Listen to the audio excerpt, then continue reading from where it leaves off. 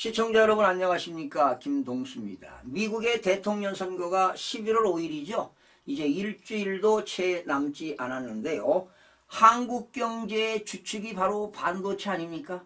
그런데 반도체 산업인 삼성전자 그리고 SK 하이닉스가 이런 반도체 산업의 쟁점이 되면서 지금 크나큰 위기에 처해 있습니다. 자, 그 이유는요, 공화당 후보로 나선 트럼프 전 대통령이 조 바이든 행정부에서 반도체 지원법이라는 게 있었잖아요. 칩스법입니다.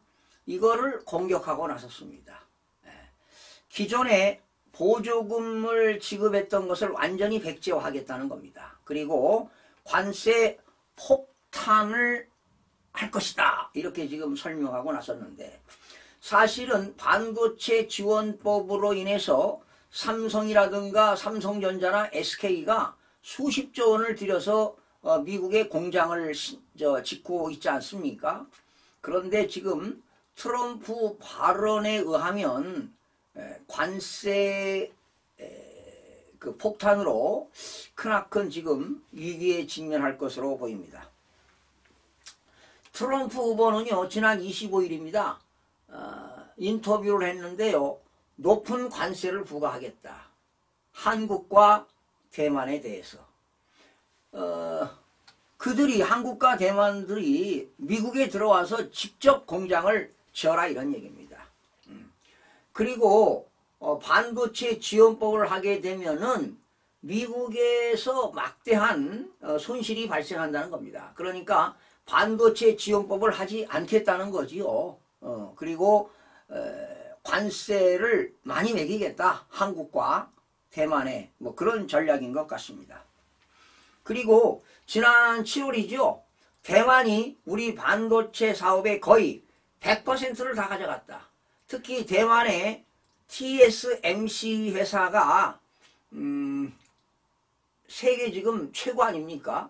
그런데 미국의 트럼프가 TSMC 등을 향한 지금 강경 대응을 시사하면서 아마 한국의 반도체까지도 전선으로 확대할 것으로 보입니다.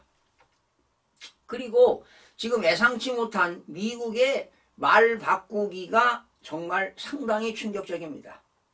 미국 정부의 보조금 지원이죠. 후불제 약속을 믿고 지금 미국 내에서 말이죠, 수십조 원을 들여서 삼성전자하고 SK 하이닉스가 이거 엄청난 투자를 했는데, 이렇게 상황이 전개된다면 곤욕스러울 수밖에 없습니다. 그리고요, 반도체는요, 1997년이죠. 지금으로부터 27년 전에 세계 무역기구라는 게 있어요. WTO에서 정보기술협정에 따라서 모든 전 세계적인 국가가 무관세로 수출입이 이루어지는 것이 현실인데요. 관세가 없습니다. 그런데 트럼프가 대통령에 당선이 되게 되면 관세를 엄청나게 매기겠다, 관세 폭탄을 하겠다는 것입니다. 사실은 이것도 세계무역기구 정보기술협정에 사실은 위배되는 것입니다. 이렇게 트럼프 후보의 관세 폭탄 발언은요, 글로벌 합의를 정면으로 위배하는 것이라고 볼 수가 있는데요.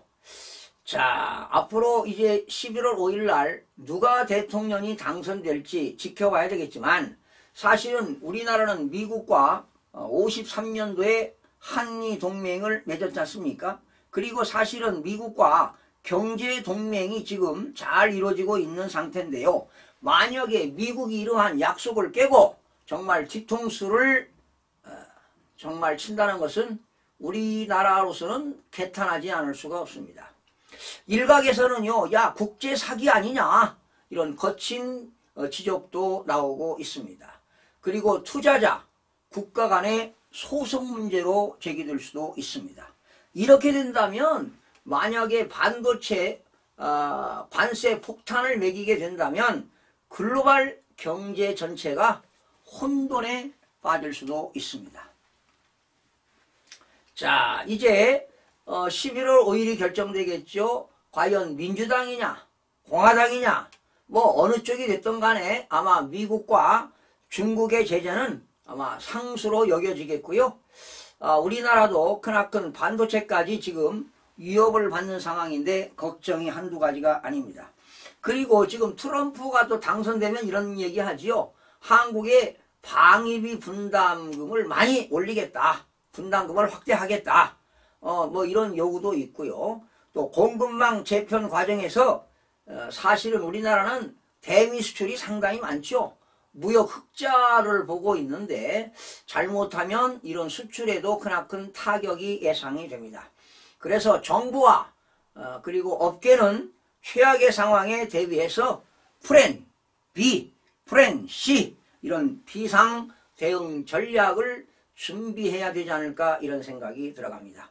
트럼프 경보가 만약에 동맹 관계까지 흔들고 나선다면은 아마 한국에도 크나큰 타격이 예상됩니다.